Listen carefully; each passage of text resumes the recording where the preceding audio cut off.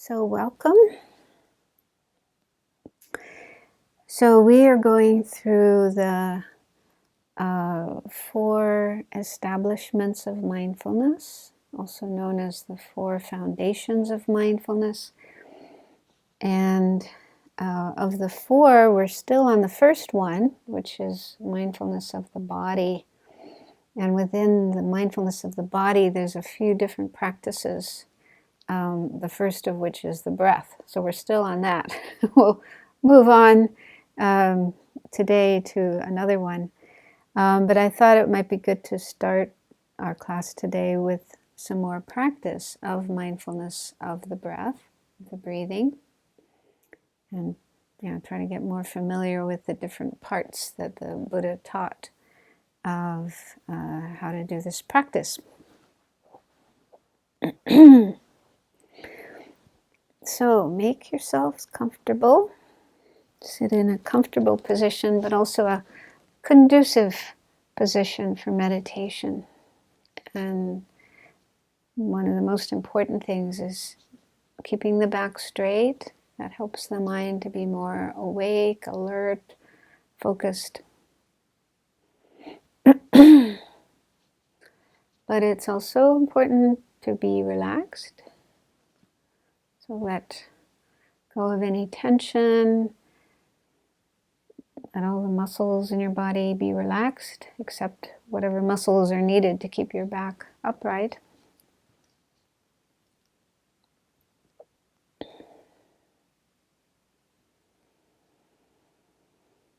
And remember the positive motivation we generated earlier in the meditation session. So you can bring that back into your mind and think that you're doing this meditation and also participating in this class for the benefit of other beings, all beings, if you're comfortable with that.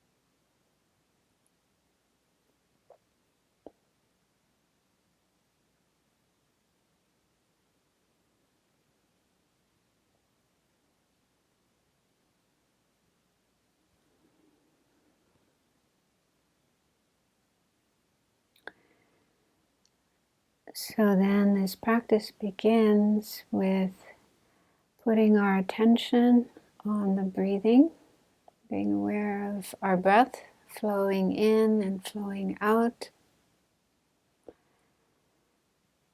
Noticing whenever the mind is distracted away from the breath to anything else. And when it does get distracted, returning our attention to the breath, letting go of that other object and coming back to the breath. And it's also okay to count your breaths. Many people find it helpful to keep the mind focused on the breath. So feel free to do the counting if you find that helpful, but it's also completely optional. You don't have to count. Just do it if you wish. Also, you could count for a while, and then once your mind is more stable, more steady, focused on the breath, and you can dispense with the counting and just stay focused on the breath.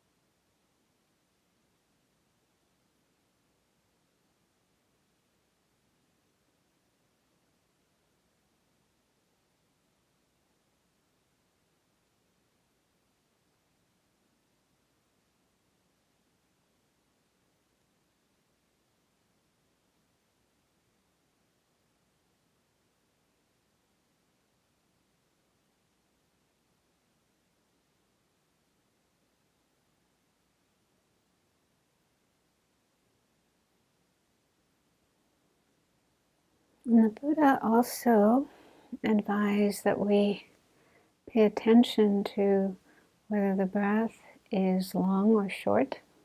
So sometimes the breath may be longer, sometimes shorter.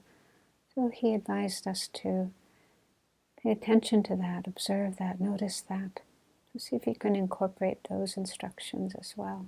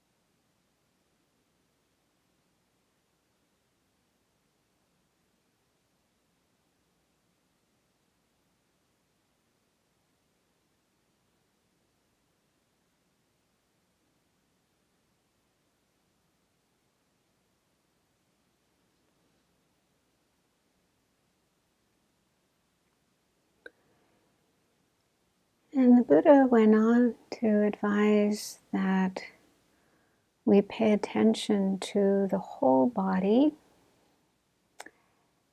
And one meaning of that is the whole body of the breath, meaning you are paying close attention to the entirety of each breath, from the beginning of the breath all the way through the inhalation to the end of the inhalation, and then the beginning of the exhalation and all the way through that to the end. So you're really watching the entirety, the whole of each breath.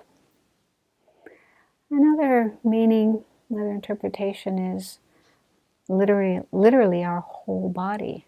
So expanding our awareness from the breath. We're still paying attention to the breath, but at the same time letting our awareness expand, open up, so that we become aware of the whole body and not just the breath. So you could choose either of those to focus on and incorporate in your practice.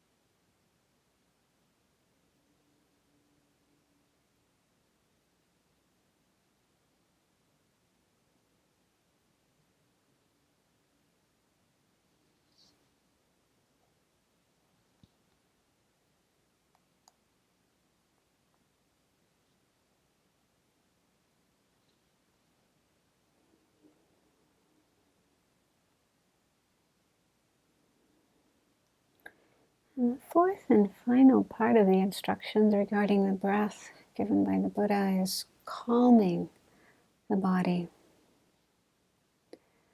And I think this is something that just happens naturally as we're doing the practice, paying attention to the breath as it's coming in and going out. Naturally, our body will calm down and our mind will calm down. So just allow that to occur and be aware of it as you continue paying attention to the breath coming in and going out.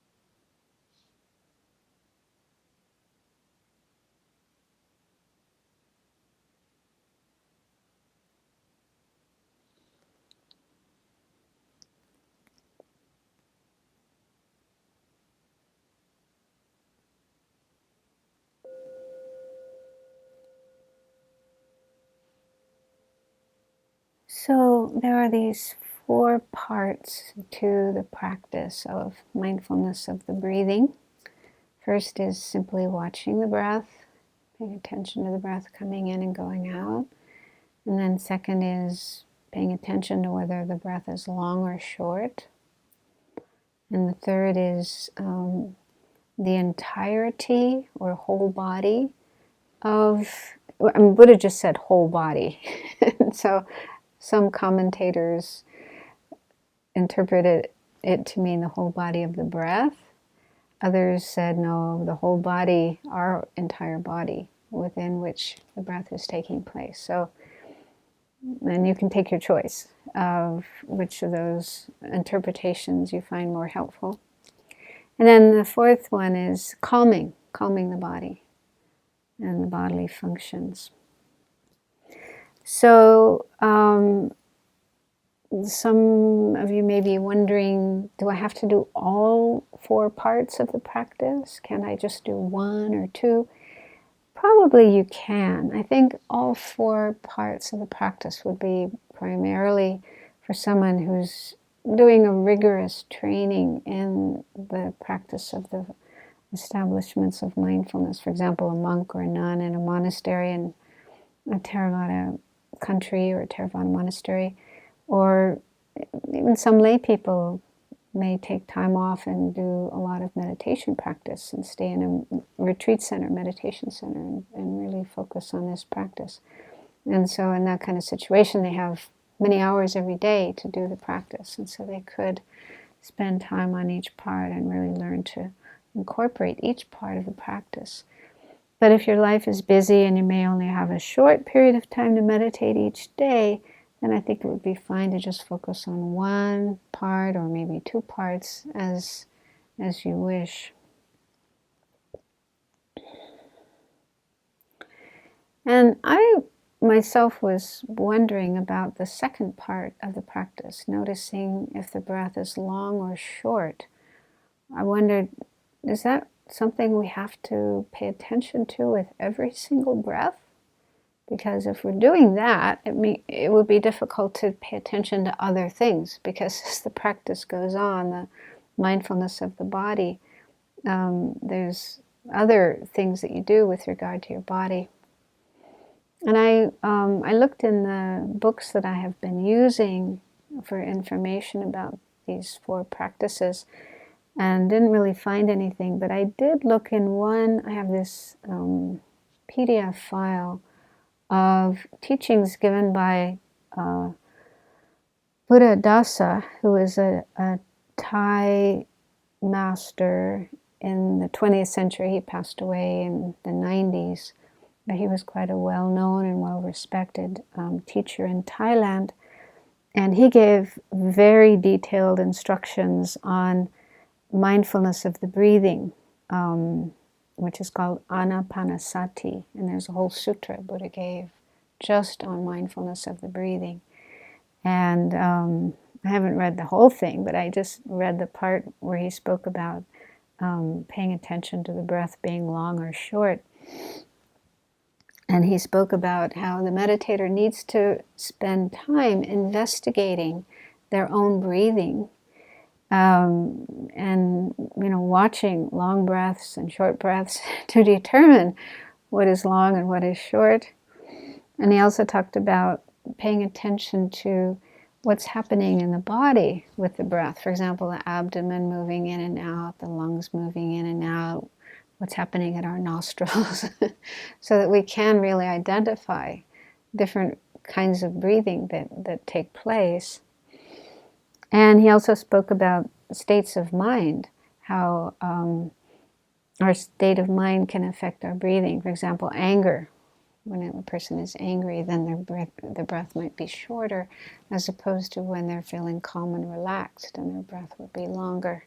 So he kind of spoke about really doing a study in this and really getting to know your own rate of breathing and what affects it and so on. So it does sound like something you really could spend a lot of time on. And again, that would be useful if you are a full-time meditator and really training rigorously in this practice. And it made me think that if you do that, if you get really super familiar with your breathing and noting if it's long or short and how your body will affect that, how your mind will affect that, and so on, then probably it just becomes automatic. you get so familiar that you don't really have to think about it much. You don't have to pay a whole lot of attention. It will just be automatic. You'll automatically notice if your breath is long or short. And so you could do that and still pay attention to other things, like the impermanence of your body. That was the conclusion that I came to. And I also thought that this could have practical applications as well. If you do become very familiar with the changing rate of breathing, then this could help you. For example, if you notice yourself breathing in a very short, quick way, then that might help you realize that there's something going on in your mind that you may not pay attention to, that you may not notice. You might maybe anxiety or fear or anger. So noticing a change in your rate of breathing could be a clue to something going on deeper inside of yourself. And also with other people, if you're paying, because that's part of the practice as well, is not just watching our own breathing, but also the breathing of other people. So if you notice somebody else is breathing in a very short, quick way, then that can alert you to maybe something happening in their mind or something happening in their body. Yeah, maybe there's something going on physically that you need to pay attention to. So those are just thoughts that I had about that it could be useful to develop this awareness of breath being long and short and so on. And that after some time of doing that, it just becomes automatic, and it happens without needing to put much effort or pay much attention. And also, last week I started explaining how this practice of mindfulness of the breathing can lead to insight, meaning seeing the actual nature of things, how things actually exist. And the Buddha gave some instructions on that. The first part of his instructions were practicing it internally, externally, and both, which means you do this practice, mindfulness of breathing, with internally means yourself, your own breathing, and externally means with other people and other beings. You become aware of their breathing, and both means both. So in the beginning you probably have to alternate that, sometimes your own, sometimes others, but maybe with really a lot of practice, a lot of familiarity, you could do both. You can be aware of your own breathing and breathing of others at the same time. And this could lead to insights. We all depend on breath, how precious breathing is. That's just one. And then the next thing the Buddha mentioned with regard to how this practice leads to insight involves being aware of the arising and passing away with each object of awareness. So this refers to impermanence. So this is, as we have learned, one of the attributes, one of the characteristics of all dukkha, all true dukkha, which includes our own aggregates, our body and mind, and also the things in the world around us. All these things are impermanent, and yet we tend not to be aware of their impermanence, and we even tend to see things as permanent and unchanging. And that's one of the first things we need to recognize through doing this practice of mindfulness, is to become aware of impermanence, which means things arise and pass. And it's fairly easy to do with the breath. It's very obvious with the breath, because we breathe in, the breath is flowing in, and then immediately it goes out, and then it's gone. And when it's gone forever. That one breath is finished, and it will never happen again. So each of our breaths is unique. It rises in the sense of breathing in, it passes in the sense of breathing out, and then that's finished. That breath is finished. So with each breath, we can recognize impermanence. But also within each breath, there's impermanence happening. If we're really paying careful attention, we can be aware of changes happening as the breath is coming in and as the breath is going out. So it's, eventually in the Buddhist path, one needs to become aware of the impermanence of all conditioned things, all things that arise from causes and conditions.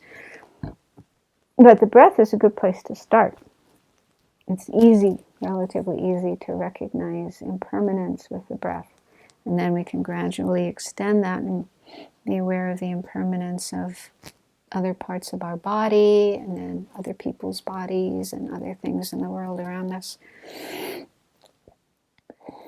And just a few quotations in the book by Joseph Goldstein. One of his teachers, Burmese teacher, Ledi Sayadaw, or Ledi, not lady like in woman, but Ledi, I think Ledi Sayadaw, a male teacher. He said, seeing phenomena as impermanent is the doorway to all stages of insight and awakening. So it's a very important thing to be aware of. And a quotation from the Buddha, who said, better than 100 years lived without seeing the arising and passing of things is one day lived seeing their arising and passing. So paying attention to arising and passing with our own breath naturally makes our mind more familiar with impermanence, and then we can extend that to other phenomena as well. Okay, so up to now we've been mainly talking about mindfulness of the breathing, and that is one part of mindfulness of the body. You know, within mindfulness of the body, there's a few different ways of practicing. So the first one is mindfulness of the breath. And the second one, I did mention it last week at the end of the class, mindfulness of bodily postures and actions. So the Buddha spoke about, when you sit, be aware that you're sitting. When you stand, be aware that you're standing. When you walk, be aware that you're walking. When you're lying down, be aware that you're lying down, and so on. So those are kind of the four main postures, or four main situations that our body can be in. But we also need to be aware of other actions, movements within our body, moving our hands and our eyes and our mouth and so on. So people who stay in monasteries, like Theravada monasteries and meditation centers, are taught to be mindful all day long with whatever they're doing, not just when they're sitting in meditation, but when they are getting up from meditation, standing up, and then walking, going to some other place, going to the bathroom, going to get a cup of tea or something to eat, bathing, and so on and so forth. So all their actions, having this awareness, this mindfulness, as well as introspective alertness or vigilance, which is the real thing, that's paying attention to what our body is doing, our mind is doing, and so forth. And if you attend a Vipassana retreat, like a 10-day Goenka retreat, then you would also be taught to do that kind of practice during those retreats.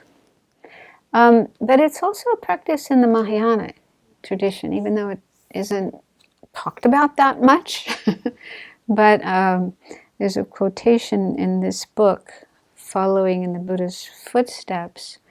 It's a quotation from one of the Perfection of Wisdom Sutras, which is the main source of the Mahayana tradition.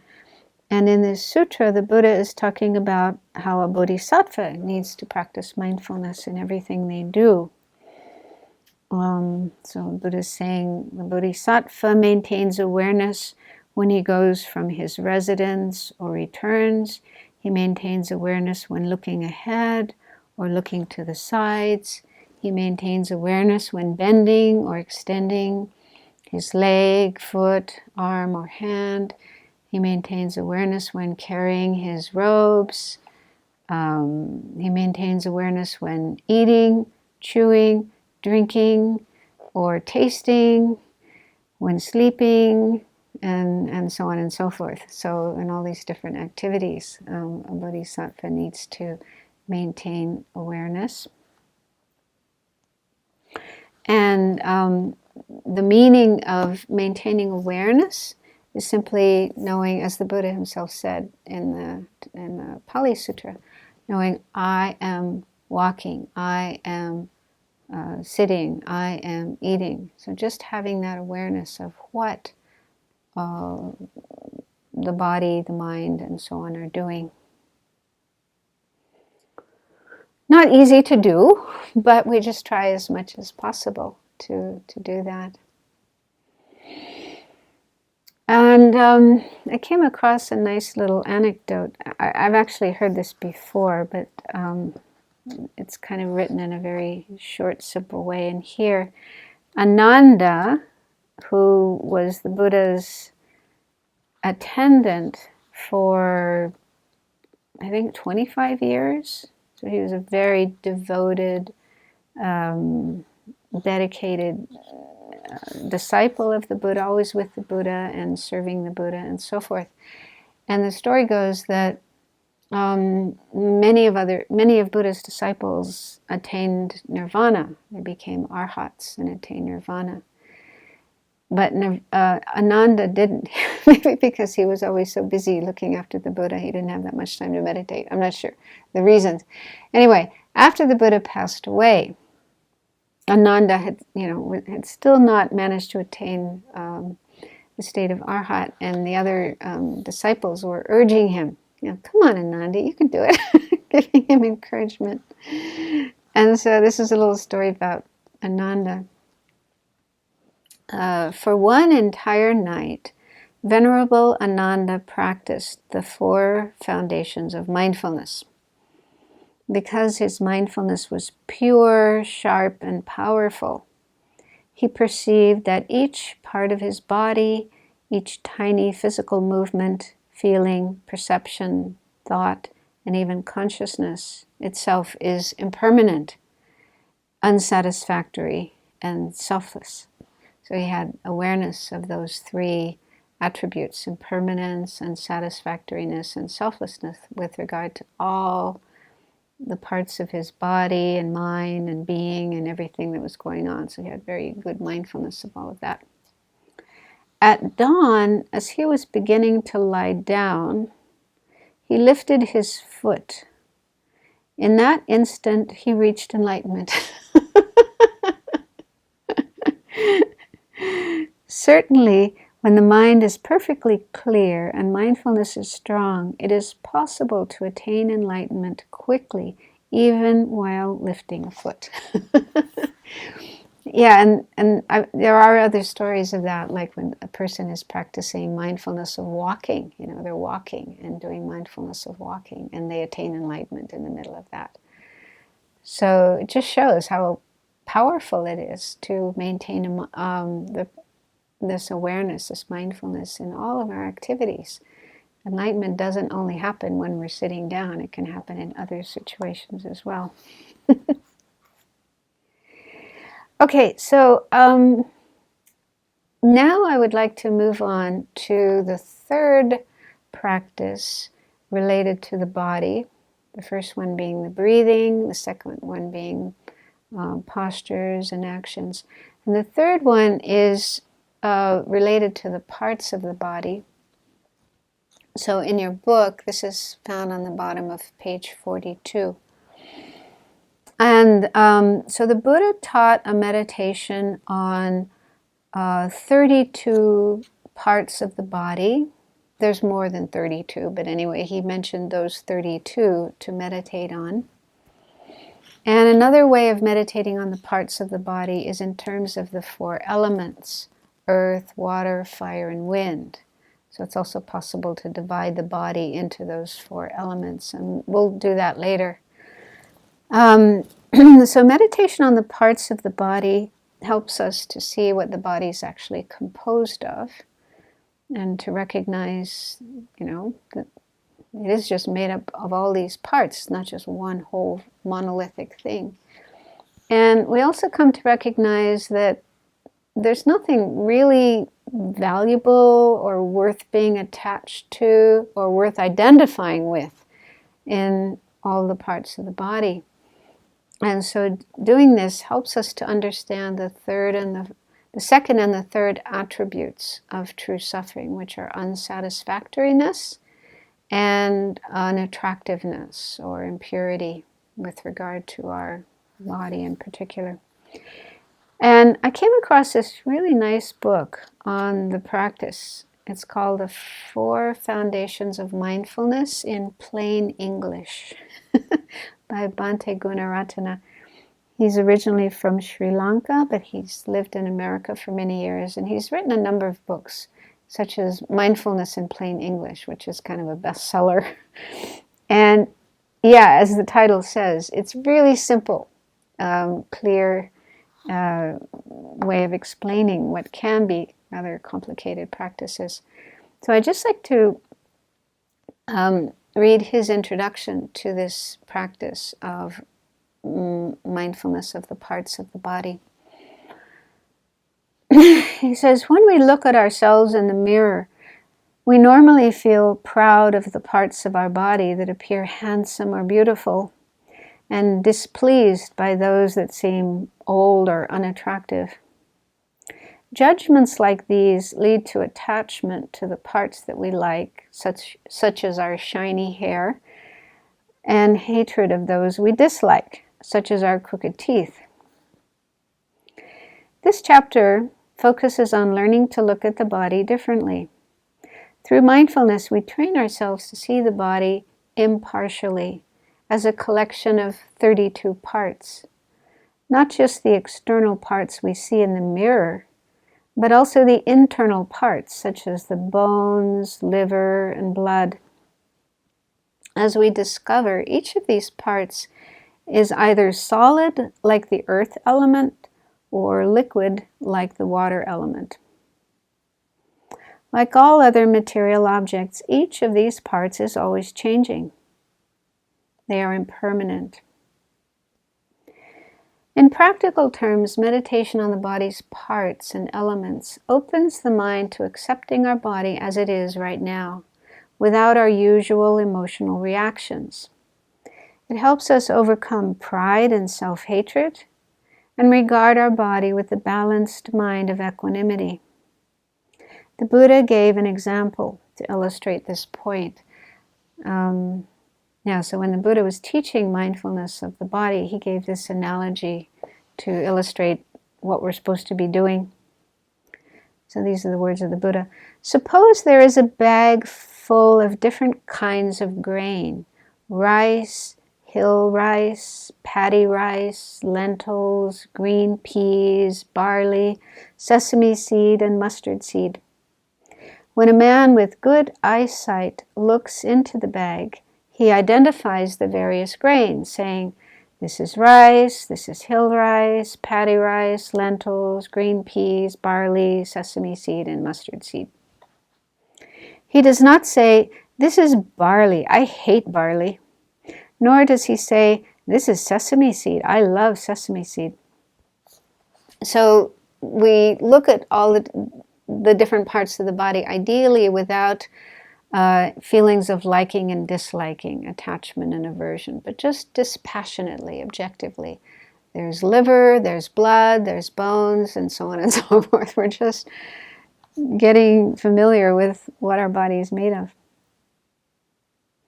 We train in mindfulness so that we can see ourselves clearly, like the man with good eyesight. We discover that because every part of the body is subject to illness, injury, and death, no part can give us lasting satisfaction. Most important, we find that there is no being or person in any of the parts of the body or mind that we can identify as me. There's nothing in our body that's me. We can't find a me anywhere in all the parts of the body. From this, we learn the body is selfless. With the Buddha's example in mind, we might call this method of meditation going against the grain, as it runs counter to our ordinary way of viewing the body. we should approach this subject of meditation cautiously, since meditating on our body or on the bodies of others without proper mindfulness can lead to attachment, or it could lead to dislike or even hatred if we don't have good mindfulness. Our intention should be to see the parts of the body as they are without distortion, and to know that they are neither beautiful nor ugly, but simply pieces of an ever-changing process. So, he recommends, and I think this is also in the Theravada tradition, to not go through all the 32 parts of the body at once, but just to focus on a few at a time. And so I thought we could do that, focus on just the first 5 of the 32 parts of the body. And these first 5 are actually external parts of the body that we can see with our eyes. So they are head, the hair growing on our head, body hair, nails, teeth, and skin. So those are the things we see when we look in the mirror, and also when we look at other people. Those are the parts of the body that we see. We don't see their intestines and their heart and their brains. We know they're there, but we don't actually see them. So we'll just start with these 5, because going through all 32 wouldn't give us enough time to really do them justice. And in fact, he says that even just contemplating one part of the body can be enough for some people to gain insight. So it's not that we have to push ourselves to do all 32. So I thought we could do a meditation on these 5 parts of the body. And I'll just ask you to bring to mind that particular part of your body and contemplate what comes to your mind, what kind of thoughts or images, feelings, associations come to your mind with regard to that part of the body. And we'll spend more time on the 5th one, the skin, to see how contemplating it can lead to insight, because he has some very nice advice in here on how we can use the skin. I mean, he has it for all 5, but I'll just focus on one, how we can use the skin to gain insight. Okay, so once again, get into a good position for meditation.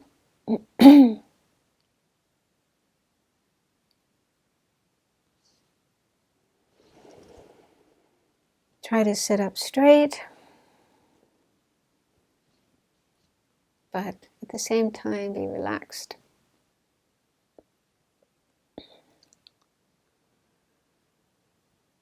And just spend the first few minutes of the meditation observing the breath flowing in and flowing out to settle down your mind. And if you do notice any thoughts in your mind that are not related to what we are doing, this meditation that we're doing, put them aside. Even if you have some important phone call to make later, you don't need to think about that right now. You can take care of that later. So thoughts of the past, thoughts of the future, leave them aside for now and just be right here in the present moment, present place, being aware of the breath flowing in and flowing out.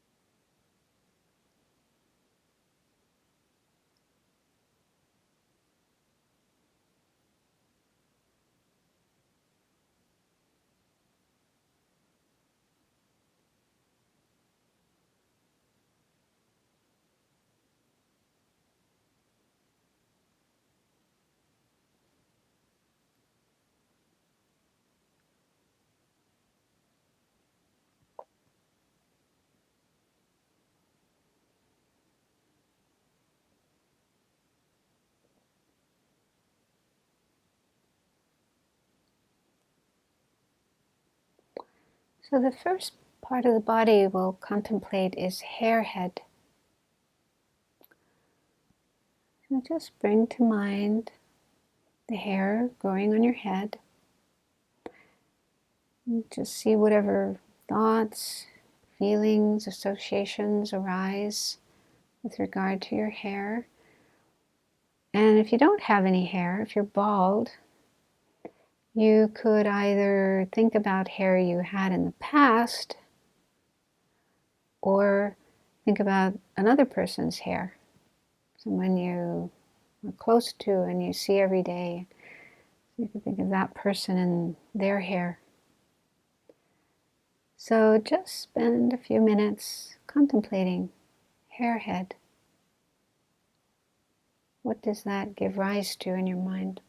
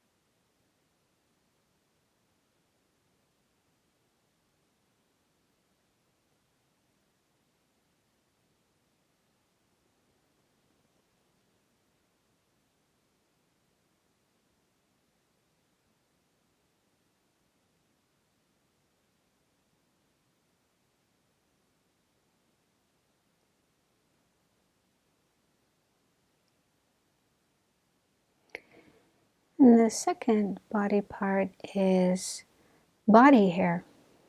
So we have hair growing on other parts of our body. So contemplate that and what kind of thoughts, feelings arise. For example, you might feel pleased, proud of some body hair, or you might feel uncomfortable, maybe embarrassed about other body hair. And just see what arises in your mind regarding that.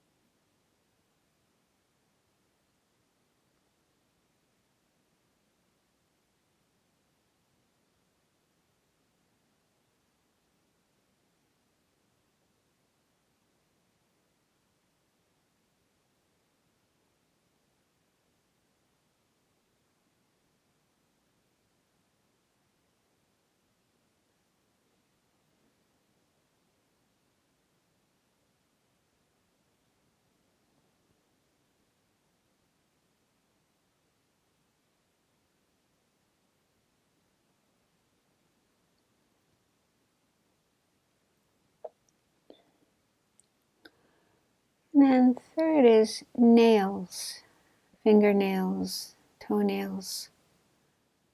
What thoughts and feelings do you have about those?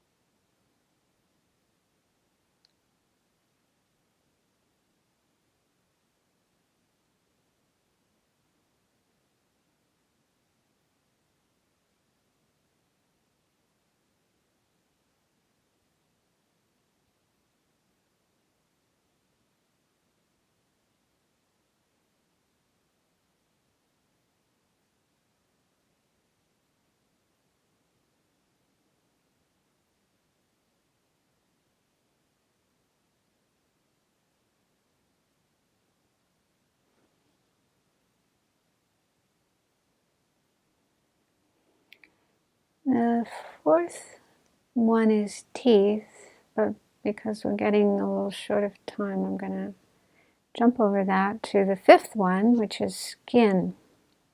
I like to read what Bhante Gunaratana says about that. Skin can be a sign of beauty, but only if it is a certain color and is unwrinkled. Of course, the color that is considered beautiful changes depending on where we live. Skin is also useful. We experience hardness, softness, roughness, and smoothness because of touch information we receive through the skin. Skin also regulates body temperature. When we are hot, the skin expands and the body cools itself through perspiration that pours through the skin. Skin-to-skin contact is so important to newborn babies that they can die if they are not touched.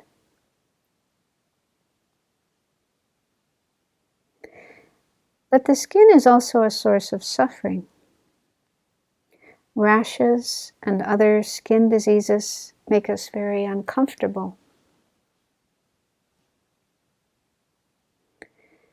In spite of skin care treatments and cosmetics, skin also wrinkles, sags, and darkens. We get age spots as we age.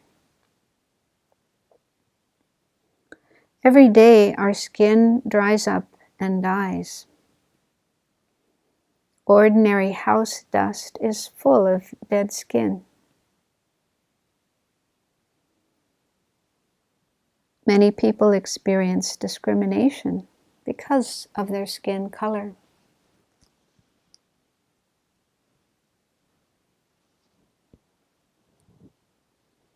Considering these points, we conclude, like every other part of the body, skin is neither beautiful nor ugly. It is useful, but also a cause of suffering. It is therefore impermanent and unsatisfactory. It is not mine. I am not this. This is not myself.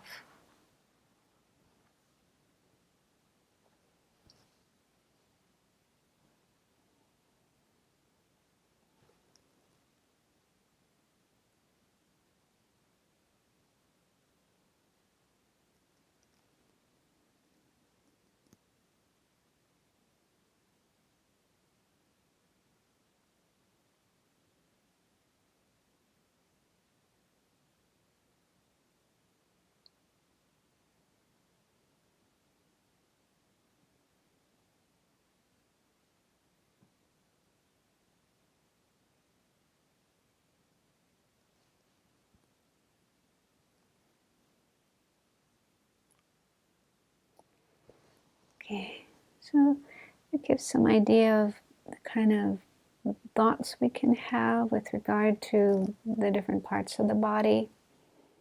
They have their use, but they can also lead to suffering, problems, and they're not ultimately satisfying because they're impermanent and they age, and eventually this entire body and all parts of it will pass away, will die. So it's not something to be attached to or to identify with.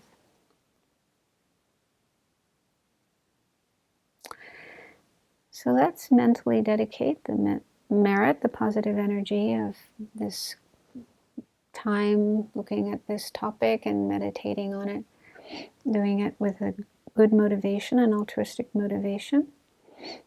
May this positive energy go to all living beings and be a cause for them to be free of suffering and the causes of suffering, such as attachment and aversion and ignorance and confusion about the true nature of things.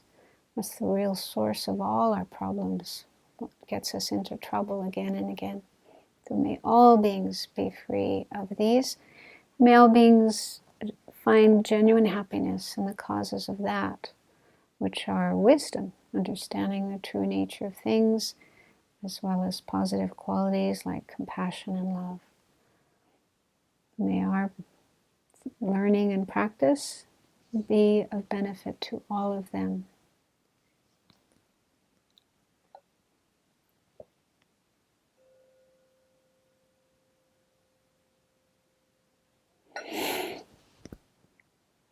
Thank you.